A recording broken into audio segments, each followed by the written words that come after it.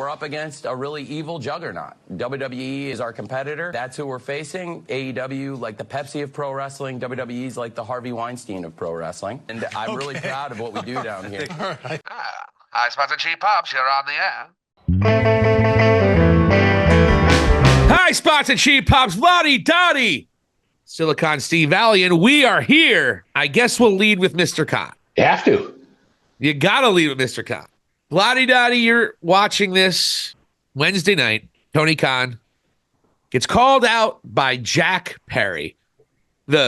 All of a sudden, the most over heel ever. The best bad guy we ever saw.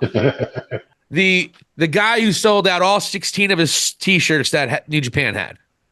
Just joking. And I'm sure he sold a lot. God bless him.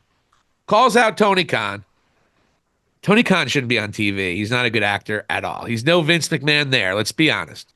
He's not even Stephanie McMahon when Stephanie first started. Where to, Stephanie? Oh, no. And she was terrible when she first started.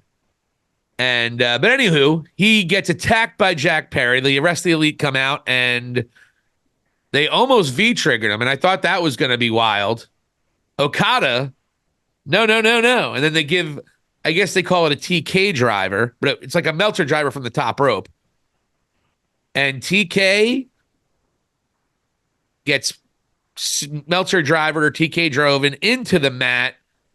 And the next day shows up at the NFL draft, totally crushing the kayfabe, wearing a huge neck brace a la Bobby Heenan after Ken Patera took a belt to his neck and snapped it. All right. Also a bit reminiscent of Mr. Andy Kaufman. Probably more so. Just because Kaufman didn't sell the neck either when he was on Letterman, which was a big deal on the Pat McAfee show.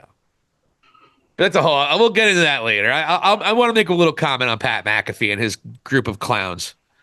But I won't go there right now. He takes a Meltzer driver, shows up at the draft, and then if that's not beautiful enough, which I don't have that much of a problem with yet, he goes on NFL television, the NFL Network, for fuck's sake, and he said this. That's who we're facing. AEW, like the Pepsi of pro wrestling. WWE's like the Harvey Weinstein of pro wrestling. Harvey Weinstein was not probably a name they thought they were going to hear in their interview with Tony Khan. Rich Eisen's like, huh? All right. They handled it great, though. They really did. They responded like, ooh. And I'm really proud of what we do down here. You can't call a major company. Oh, Jesus. Yeah. It wasn't the best look for Mr. Khan. No. But to be honest, Nick Khan later, I think yesterday was announced, maybe later that night, Nick Khan was reportedly by all the news outlets that he filed to sell every single stock he has of TKO, which is really weird being the president of the company. So there might be something a brewing that TK was referencing. But I don't know. They're definitely linked. 100%. I'm going to let you respond. But at the end of the day here with Tony Khan, at this point in time, basically say that WWE is the sexual predator of professional wrestling. Wow. Your response, I can just imagine after the footage a couple weeks ago and after all the negativity that we've been seeing to this, I can just imagine, Vladi Dottie, what you were thinking when you heard that quote from Mr. Tony Khan. Which was a weird comparison because he initially compared AEW to Pepsi of all things. Which is a shitty cola. Pepsi is the worst. Unless they're going to help us get monetized. Yeah, of course. And that, or, maybe you're still like a little hung up on a guy who has a Pepsi tattoo on his shoulder. But I know that he loves. It was a Freudian slip. Yeah, Freudian slip by Tony Khan there. So he compares him to Harvey Weinstein, and as he mentioned, you had Vince was selling his stocks left and right, And who else is selling him of all people is none other than Nick Khan himself, the president of WWE here. And I was doing a little bit more reading on this. I still got to go and find some more articles about it, but I can say on a surface level, Nick Khan, there's another tie to him and Weinstein. And it was when he was a talent agent for CAA. Oh, shit. I didn't know this. So he was there when this all broke. And, the question is whether or not did he perhaps turn a little bit of a blind eye over there, which I'm not saying he did or did not. But I'm trying to understand what's going on currently here, because you had Vince selling, you had Nick Khan selling. Vince is, of all things, too. Now, keep in mind, with Nick Khan, he left CAA, came to WWE around 2020. He leaves the Weinstein thing, and then he's thrown into the lap of the Vince thing. It's crazy.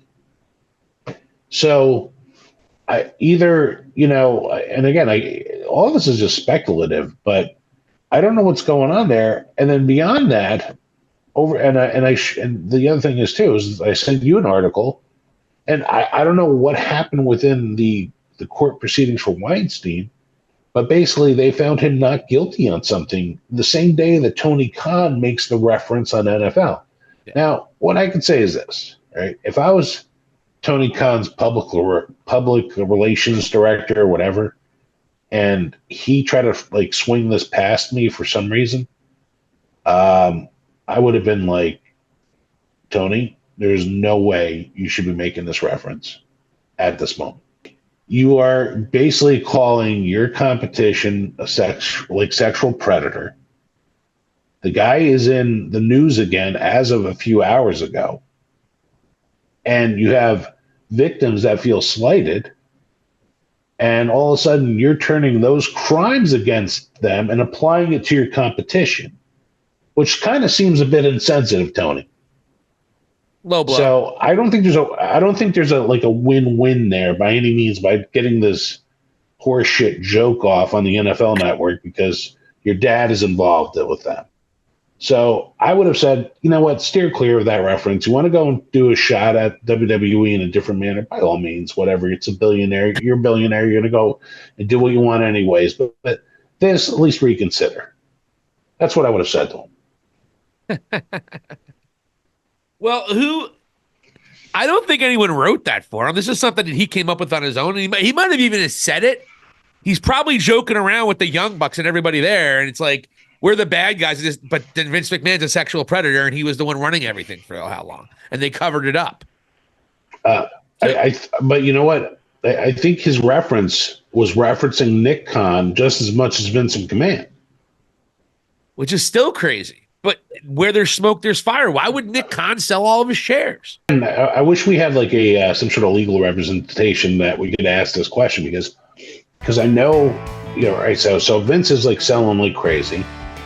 Nick's selling like crazy. Is this involving hey, they know that they're going to lose this court case, or is this a situation where they feel like they might have to sell out to a certain extent? Much for watching High Spots and Cheap Pops. For Vladi Dottie, this is Silicon Steve Alley. Hit the subscribe button and let us know what you think.